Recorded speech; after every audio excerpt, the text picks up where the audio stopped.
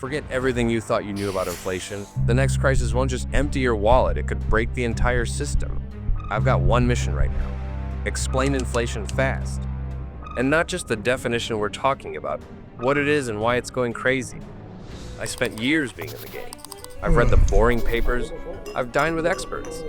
Now it's my turn to break it down so your grandma could get it. Most people think they understand inflation. They link it with a weaker currency or rising prices. That's not wrong, but it's far from the whole story. In a free economy, prices are determined where demand meets supply. When demand outpaces supply, prices rise just like on the stock market. If too many people rush to buy shares, prices climb. Similarly, when too many people chase limited goods, we get inflation. This isn't just a math problem, it's a feelings problem. Welcome to the wild world of behavioral economics, where what people believe can be more powerful than any spreadsheet. If you think prices are going to keep rising next month, what do? You buy that car today? You stock up on stuff now before it gets more expensive. And guess what? That extra demand pushes prices up even faster. It's a feedback loop. Expect inflation. Spend faster. Cause more inflation. Boom. Psychological wildfire. So when the Fed raises interest rates, yeah, they're slowing down borrowing, but they're also sending a signal. A big blinking sign that says, chill out, we're handling it. This is the tightrope walk. The Fed raises rates too slowly. Inflation keeps climbing. Raise them too fast. People and businesses pull back too hard. And boom, recession. It's psychology and yeah, it's kind of terrifying. But that's the extreme case of what happens when trust in a currency collapses. And trust, that's the foundation of modern money. Not gold, not oil, just people agreeing that green paper means something. And that's why central banks matter. That's why interest rates matter.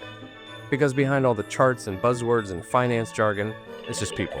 And the system only works if we all believe it does. But inflation isn't the only monster. There's deflation when demand collapses, prices fall, and businesses spiral into recession. Deflation is arguably more dangerous than inflation. Healthy economies naturally generate moderate inflation under 2% because wages and demand rise, along with productivity and GDP. The US maintained around 2% inflation for decades, fueling impressive growth. China also posted double-digit growth rates, with relatively stable inflation after Deng Xiaoping's reforms. But then there's a third, trickier phenomenon: stagflation.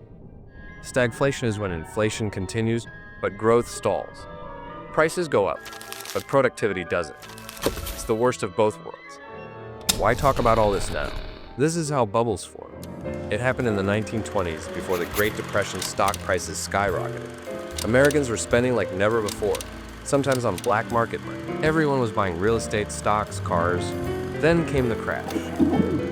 On Black Thursday, October 29, 1929, the Dow Jones began its historic plunge from 650 points to just 41 by 1932, a drop of over 90%. It took until 1965, 35 years, for the Dow to recover to 1929 levels.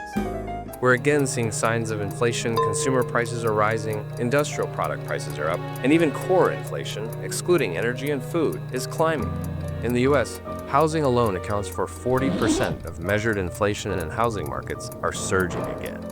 Inflation doesn't look the same everywhere. Every country calculates it differently based on local baskets of goods. But the effects are similar. Your money buys less, and the average person pays the price. So where are we headed? What's the secret behind all these? We're going there in the next episode. Hit subscribe, grab a snack, and get ready for part 2, because this ride is far from over.